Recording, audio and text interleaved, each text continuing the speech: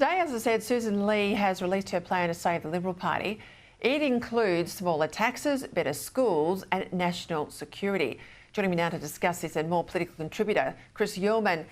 I welcome the focus, Chris, on national security. Clearly that was left way too late in the campaign, but with regards to better schools, she's got that there as a foundation piece. I make the point the Commonwealth doesn't run a single school, it doesn't hire a single principal or a teacher. So I presume this means she's willing to get into the culture fight that none of the rest of the Liberals have been to date.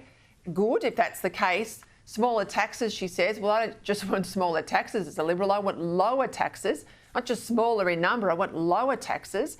But I think the real glaring omission here was energy. I mean, you often say energy is the economy. The economy is energy. How that is missing from her list staggers me. Yeah, Peter, and a lot of people are saying it now, but few people seem to understand it, because when we talk about net zero, which is the policy that they're fighting over at the moment, that's just not the electricity sector, right? The electricity sector is the easy part. That's 20% of the equation. The other 80% is how do we make concrete, steel, plastic and ammonia. That's 80% of all of our energy. It's essentially buried in everything around us. Fossil fuel is part of the modern world in which we live, and trying to get to net zero means basically trying to invent an enormous number of processes which are yet to be done at an industrial scale. So this is a massive project. Most of the world is not doing this. So the United States is not now doing this, and Russia's not doing it, and China's not doing it, and India's not doing it. That's 60% of the world's emission. So in the end, this thing will fall over all by itself. Physics will make sure that's the case. But unfortunately for the coalition along the way, they're going to tear themselves apart on this, on a policy position, because clearly the Nationals, or the large part of the Nationals, have a different view to the Liberal Party. I assume now they'll spend the next 3 years fighting over this, over a policy position which should be reasonably easy, because from a Liberal point of view, what will be required to try, without succeeding, to hit net zero will be permanent COVID-level intervention in your lifestyle. We've only just begun to see the tip of this iceberg.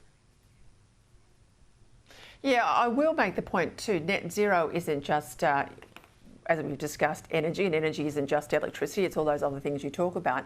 But net zero is also agriculture, it's transport. I mean, if we go down this path, and yes, you're right, we'll get to 2050, the world will not be at net zero. Australia will not be at net zero. But along that way, we'll have sent farmers off the land. We will have radically changed our national herd for meat livestock. We will have radically changed the way we move around this country. We will have changed the dynamic of the cars and the choices people have. All of that will go, because we'll have all the policies in place. We'll be setting ourselves over a cliff. We will not get to where we want to be, and we'll damage ourselves and our economy in a way I think that we will not be able to repair, though, Chris, in that same time frame. That's why you've got to call it out now and bring it to an end.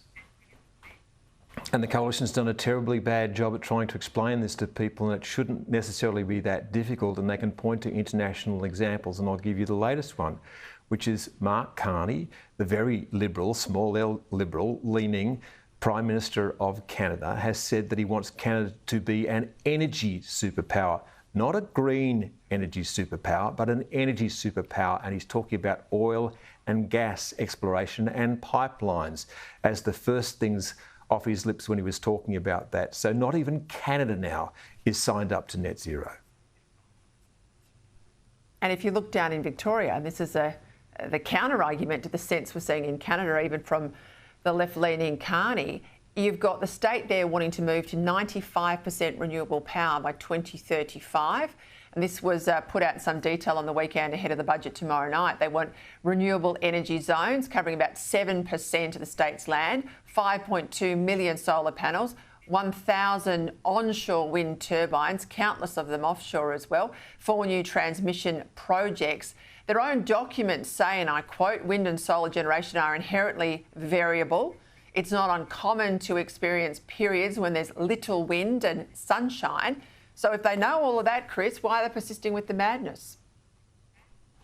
Well, one can only wonder, and they only have to look back to last year in April, where across April and May, over a period of about 3 or 4 weeks, there were long periods of time when there was no solar power and there was essentially no wind. And when that happens, you need 100% backup of all of that stuff. You simply cannot do that with batteries. So you need some sort of firm, dispatchable source of energy to keep the lights on. Now that's got to be gas, but of course the same people in Victoria who want this ridiculous system, I note now they say that they're going to have more transmission lines, that's going to fix it.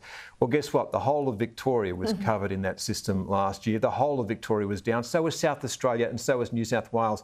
So where do they imagine the energy will come from? This is deliberate self-harm by the Victorian government, and if that's what the Victorian people and that's what the Australian people want, then we will have a real-world demonstration of what can go catastrophically wrong sometime in the near future.